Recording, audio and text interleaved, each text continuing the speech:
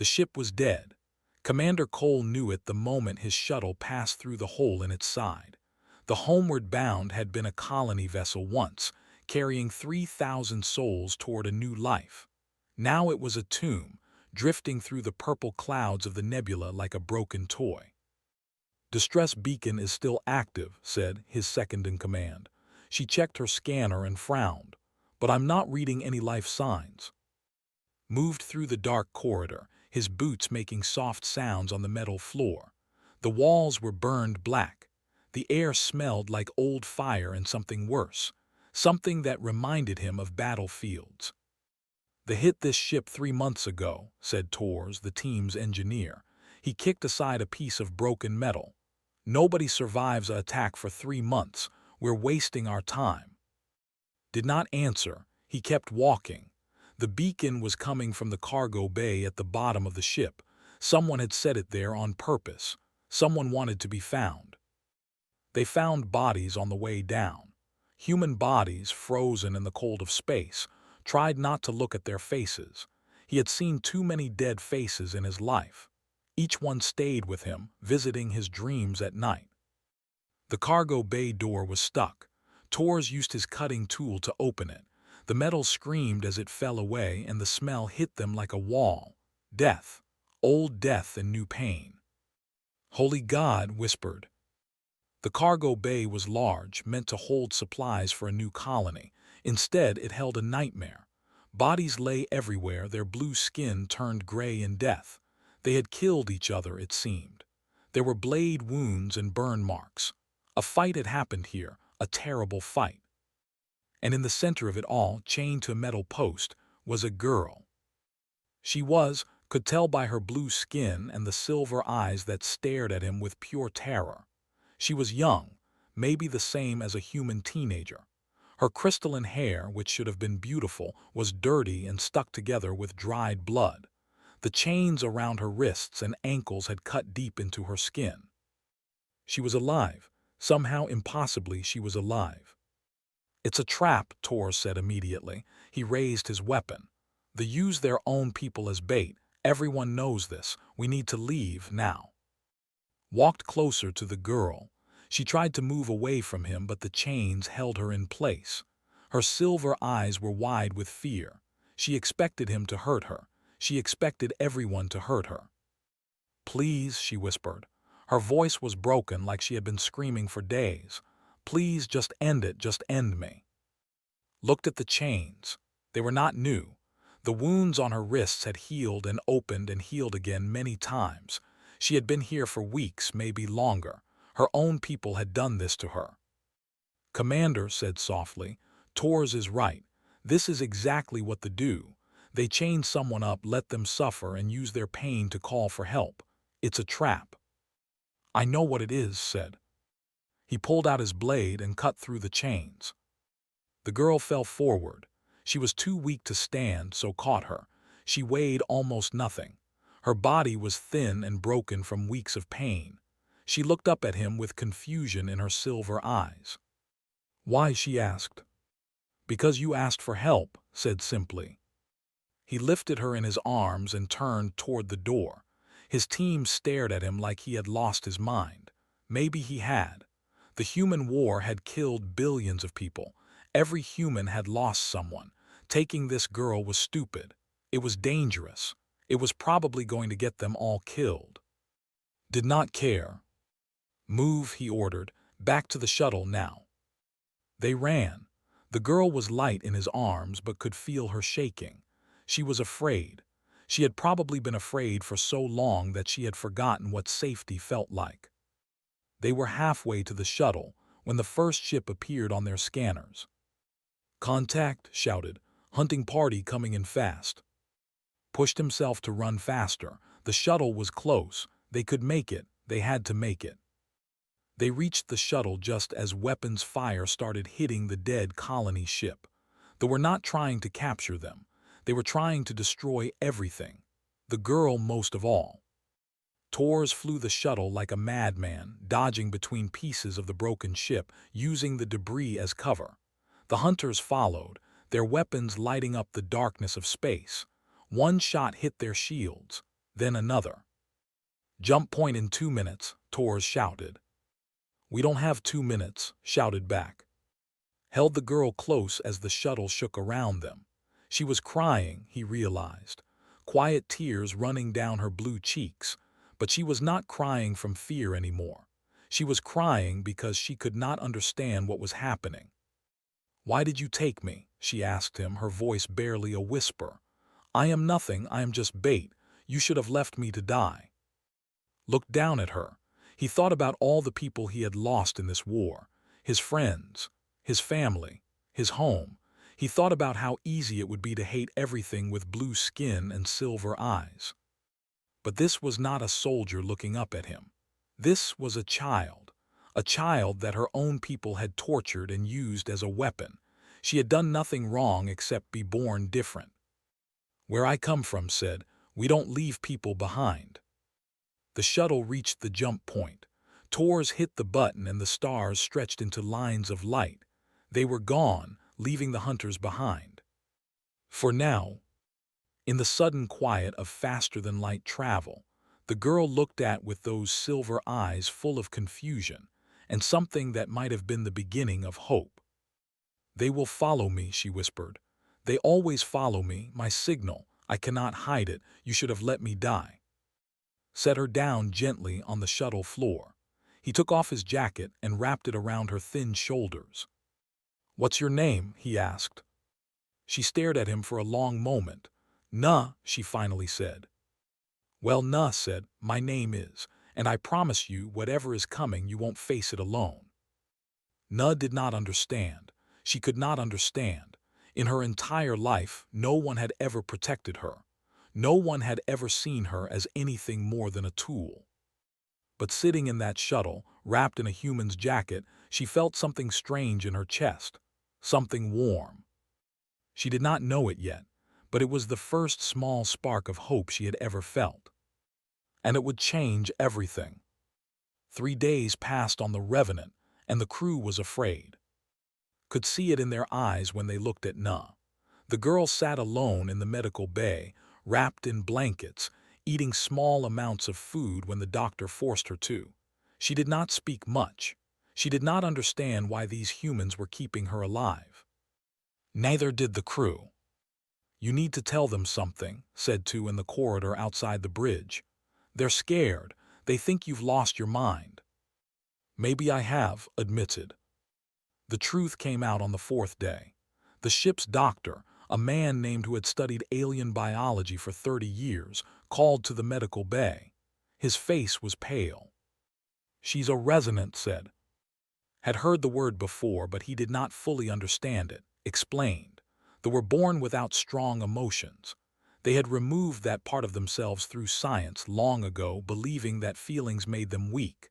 But sometimes, rarely, a child was born different. These children felt everything deeply. Their pain, their fear, their sadness, it broadcast outward like a signal, reaching across the stars. They called them resonants. They were considered failures, broken things, but they were also useful. A resonant in pain could call for help across light years. Their suffering was like a beacon that other species could not ignore. "They use them as bait," said. "Chain them up, hurt them, let their signal call in ships, then attack whoever comes to help." Looked at Nuh through the medical bay window. She sat with her knees pulled up to her chest, staring at nothing. "How do we hide her signal?" he asked. Shook his head. "We can't. It broadcasts constantly. The more she suffers, the stronger it gets. But even when she's calm, it's still there. They will find her. They will always find her." That night, the sensors picked up the fleet. Not a hunting party this time. Not a few ships. An armada. Hundreds of vessels spreading out across the sector like a net. They were coming for Nuh. They wanted their weapon back. Called a meeting. The crew gathered in the common room, 37 faces looking at him with fear and anger and confusion. He told them the truth. He told them what Nuh was, what was coming, and what it meant. "One life," said a woman named Park, who ran the weapons systems. "One life against all of ours, against every human colony in this sector. The math is simple, Commander." Others nodded. They were not cruel people. They were scared people. The war had taught them to be scared. Did not argue with them. He went to the medical bay instead. Na was awake. She always seemed to be awake. When he entered, she looked up at him with those silver eyes that held no hope, no expectation, just tired acceptance. "They are coming," she said. It was not a question. "Yes." "You should kill me." Her voice was flat, empty. "I am asking you, please. It is the only way to save your people. One cut and it is over. They will lose my signal. They will stop hunting." Sat down across from her. The medical bay was quiet. Outside, he could hear the crew moving, preparing for a fight they could not win. "Let me tell you a story," he said. Na blinked at him. She did not understand humans. Everything they did was strange to her. Saving her was strange. Keeping her alive was strange. And now, sitting here telling stories while death approached, that was strangest of all. Told her about the siege of New Constantinople. It was a human colony attacked by the 5 years ago. Had been a young soldier then, part of a platoon sent to defend the city. The battle lasted for weeks. One by one, his friends died around him. When the main building collapsed, he was the only one who survived. He lay in the rubble for 11 days. His leg was broken. He had no food, little water. They were everywhere searching for survivors to kill. Every day he expected to die. On the 12th day, a rescue team found him. "They should not have come," said. "The city was lost. Everyone knew it. Looking for survivors was suicide, but they came anyway. 3 soldiers died to pull me out of that rubble." Na watched him carefully. "That is inefficient," she said. "Yes. Those 3 soldiers died to save 1 person. That is a net loss. It makes no sense." "No," agreed, "it doesn't." "Then why did they do it?" Was quiet for a moment. He thought about the faces of those 3 soldiers. He thought about how they had smiled at him when they found him, like saving his life was the most natural thing in the world. "Because that's what makes us human," he said. "We don't leave people behind, even when it's stupid, even when it costs us. We don't leave people behind." Na stared at him. Her silver eyes were wet, could cry it seemed. At least resonance could. "I don't understand," she whispered. "I know," said gently, "but maybe someday you will." He stood up to leave. At the door he stopped and looked back at her. "You're not bait anymore, Na. You're not a tool, you're a person. And I'm not going to let anyone hurt you again." He left before she could respond. On the bridge, alarms were ringing. The fleet had found them faster than expected. A massive ship was dropping out of faster-than-light travel directly ahead of them. They were trapped. But then said something that made freeze. "Commander, that ship isn't Dominion. It's broadcasting an old signal, really old. I've never seen anything like it." Looked at the screen. The ship was huge, ancient, its design different from any vessel he had ever seen, and it was not attacking. It was calling to them. Someone else wanted Na, someone the Dominion feared, and they had just arrived. The ancient ship hung in space like a ghost from another time. It was massive, 10 times larger than the Revenant, covered in strange symbols that glowed with soft blue light. Had never seen anything like it. Neither had anyone else on his crew. The communication screen flickered.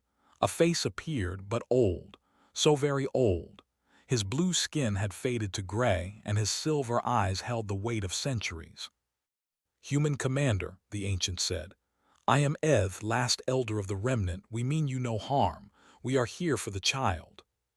Felt his crew tense around him. Their hands moved toward weapons. The Dominion fleet was still coming, hours away but closing fast. And now this strange ship stood between them and escape. "Why do you want her?" asked. "To free her," Eth said simply. "As my people tried to free others like her, long ago, before the Dominion hunted us to near extinction." The story came out slowly. Eth spoke of ancient history, of a time before humans ever reached the stars. That had once been different. They had felt emotions just like humans did. They had loved and feared and hoped. Then their leaders decided that feelings were weakness.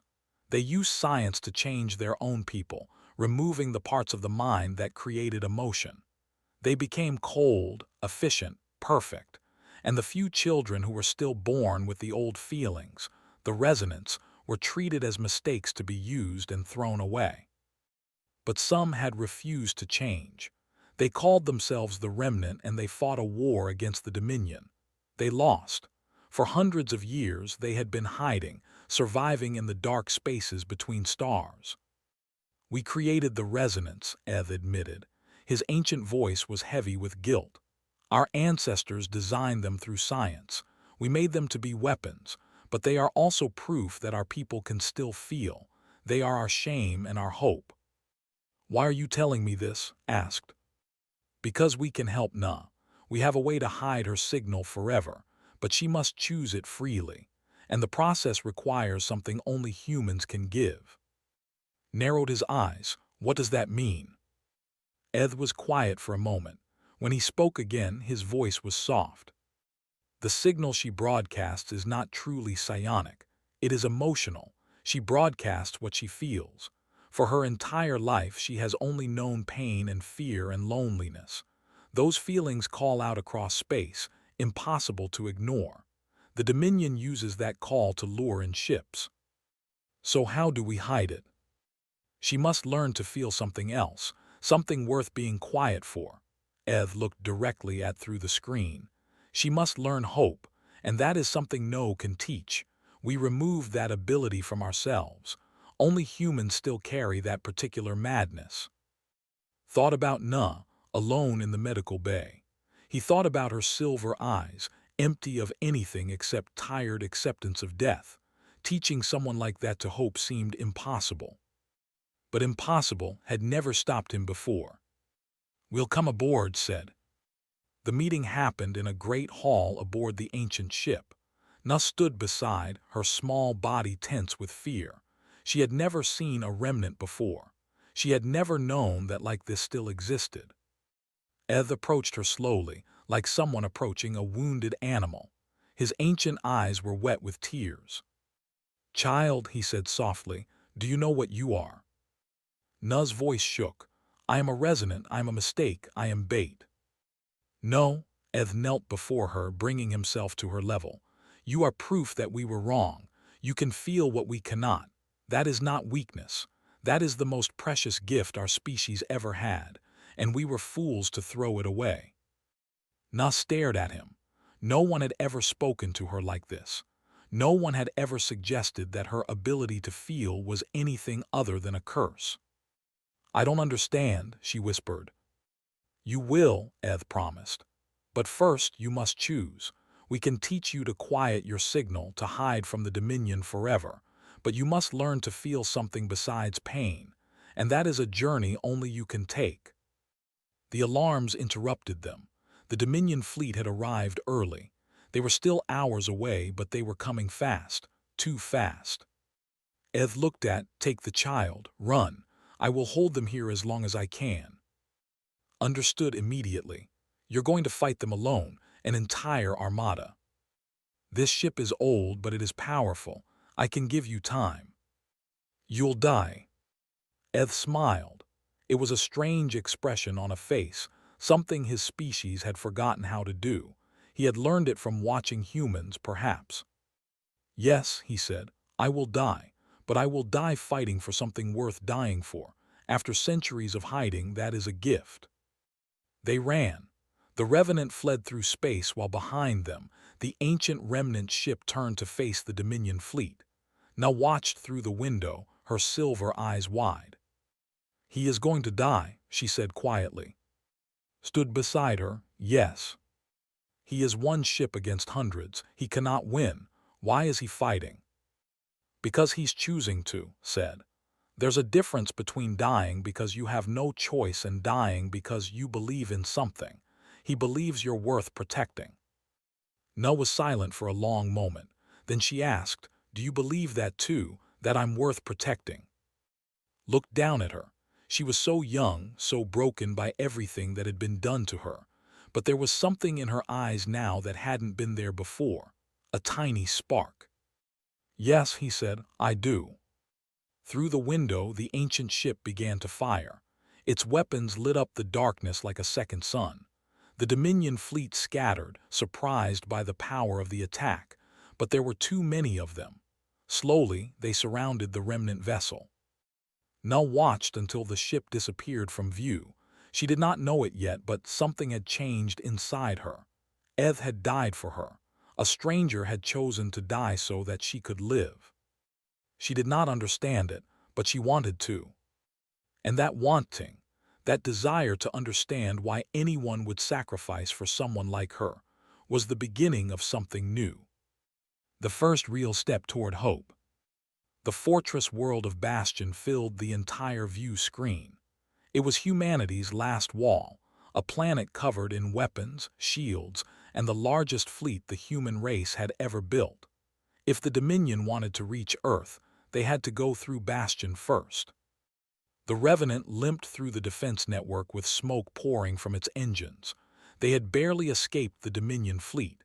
Eth's sacrifice had bought them time, but not enough. The enemy was coming. Everyone knew it. Admiral was waiting for them at the military station. She was a small woman with hard eyes and gray hair. She had fought for 40 years. She had lost her husband, her children, and her home to them. "So this is the Resonant," she said, looking at Na. There was no warmth in her voice.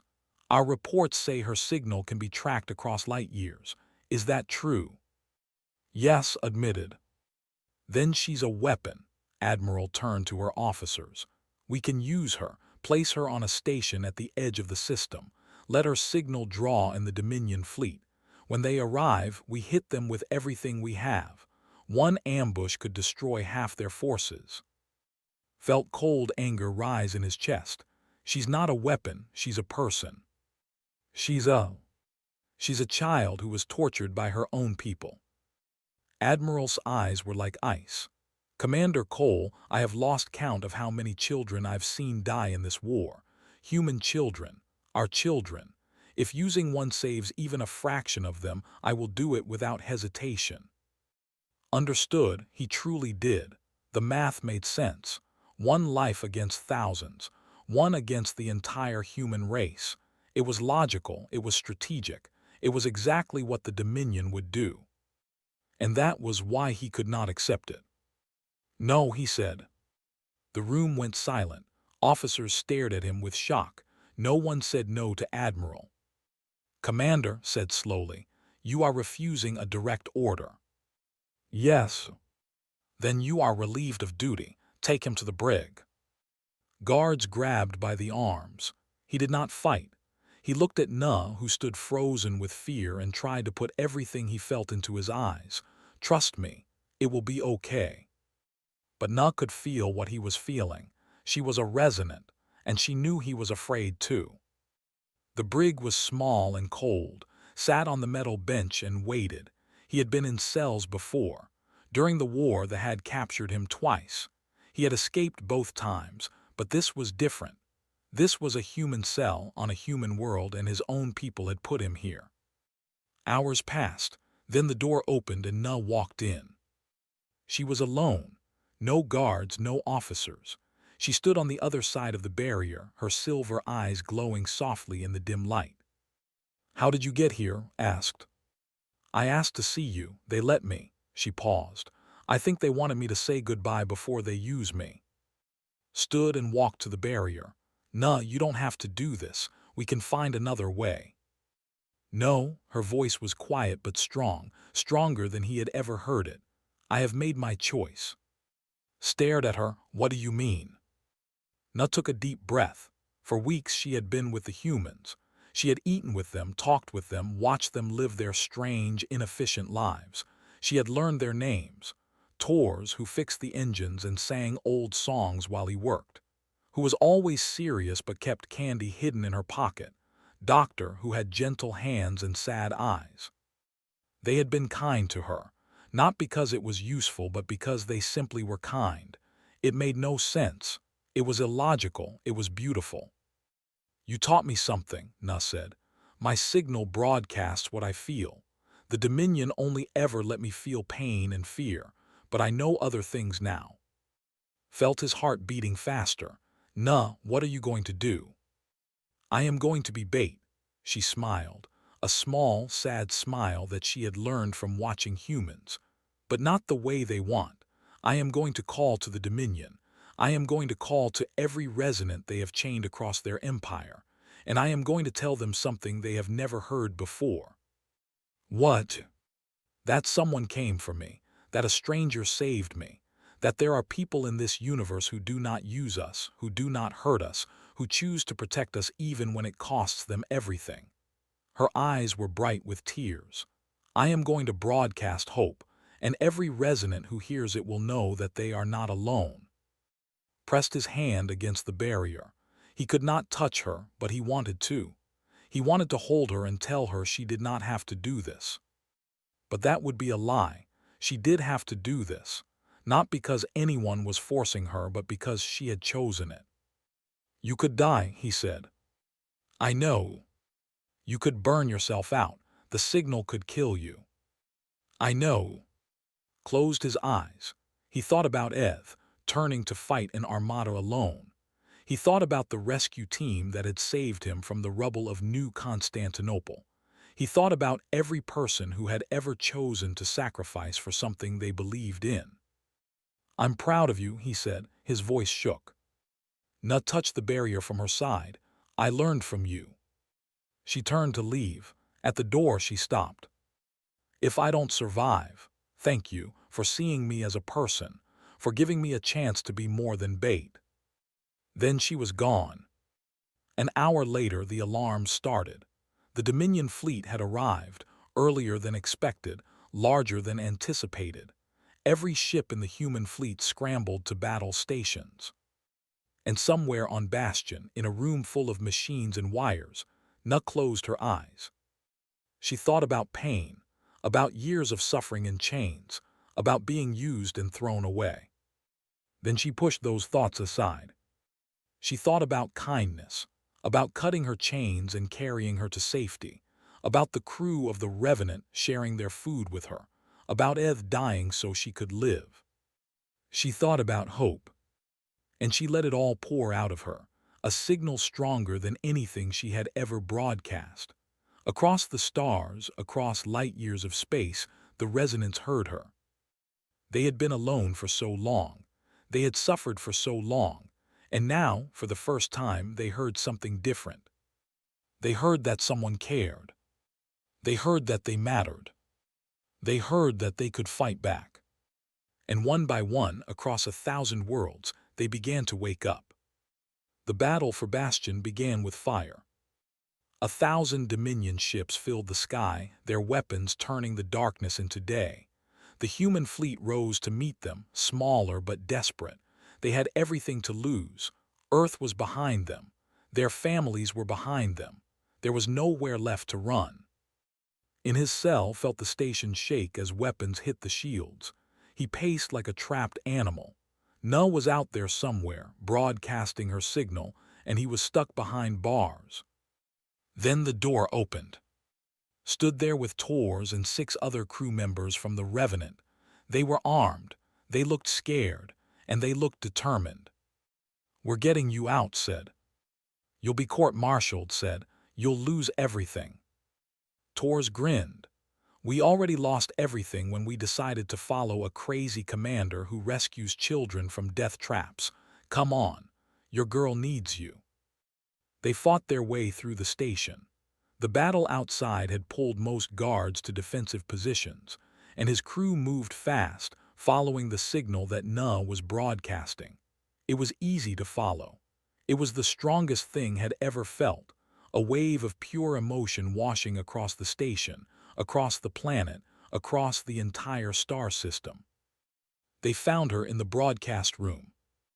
Nuh stood on a metal platform surrounded by machines. Her eyes were closed. Her body was shaking.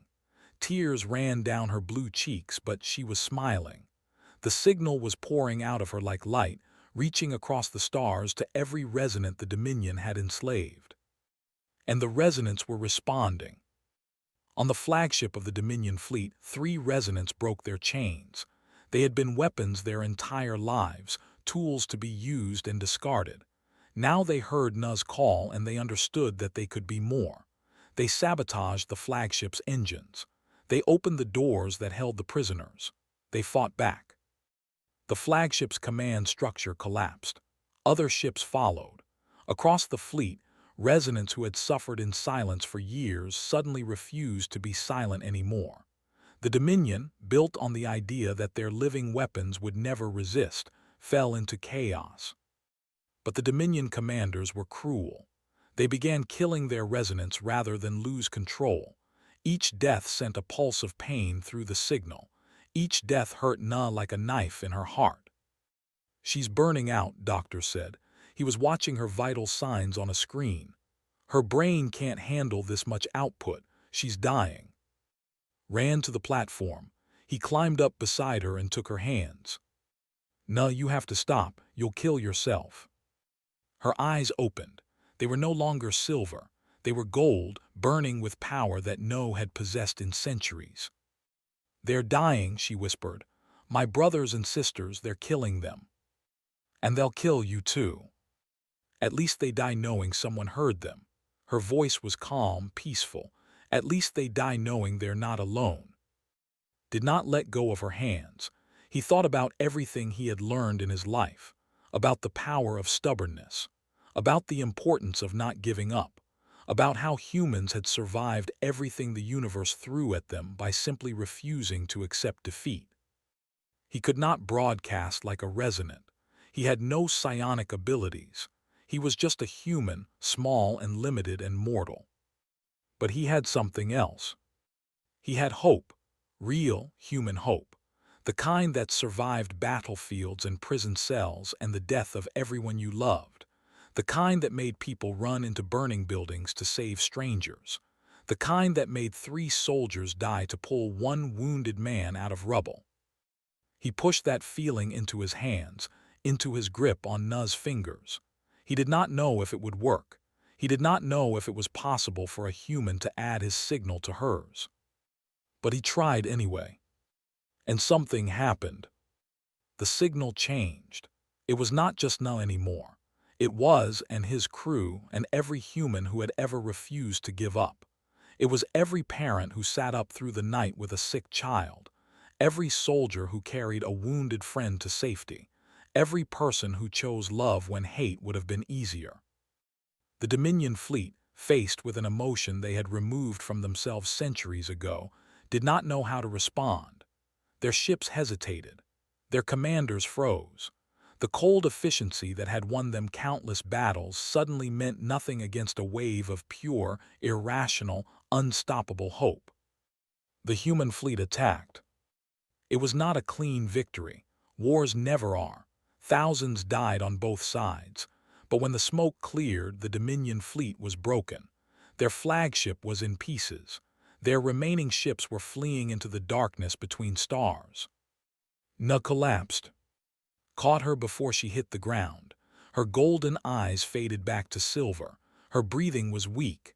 Doctor rushed to help but already knew the truth. She was alive. "You saved her," said softly. Shook his head. "I just held her hand. She saved herself and about 1,000,000 others." 6 months later, the galaxy was different. The Dominion had fractured into pieces. Without their resonance, they could not track their enemies. Without their cold efficiency, they could not maintain control. The remnant came out of hiding, joining with humans to build something new. Nu stood on the observation deck of a Terran diplomatic vessel. Below her, the first joint colony was taking shape on a world that had once been a battlefield. Humans and working together, building homes, planting gardens, raising children. Joined her at the window. "How do you feel?" he asked. Nu thought about the question. For most of her life, feeling anything had been a curse. Now it was different. "I feel hopeful," she said. Smiled. "Good." They watched the colony in comfortable silence. Then Nuh spoke again. "Do you regret it? Saving me on that ship? It would have been so much simpler to leave me behind." Considered the question carefully. "I didn't save you," he said finally. "I just gave you a chance to save yourself, and then you saved everyone else. That's not regret. That's the best decision I ever made." Nuh smiled. It was not a learned expression anymore. It was natural, real, her own.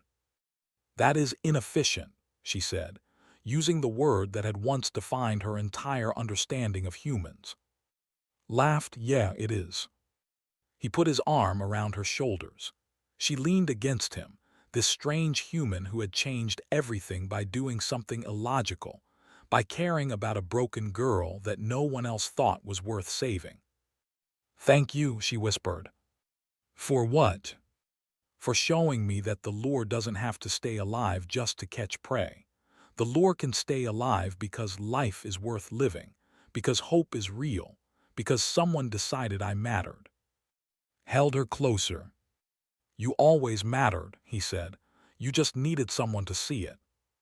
Below them, the colony continued to grow. Humans and walked side by side under an alien sun. Children played together, not caring about the color of each other's skin. And far across the galaxy, in places the Dominion had once controlled, residents who had heard Nuh's call were building new lives. They were no longer weapons. They were no longer bait. They were people, feeling, hopping, dreaming people who had been given the most precious gift the universe could offer. The chance to be more than what others made them. The chance to choose who they wanted to be. The chance to hope. And they had a human to thank for it. A stubborn, illogical, inefficient human who had looked at a dying alien girl and said, "I don't leave people behind." That was humanity's true weapon. Not their ships, not their technology, not their strategies. Their refusal to give up. Their insistence on caring. Their endless, irrational, beautiful hope. And it had changed everything.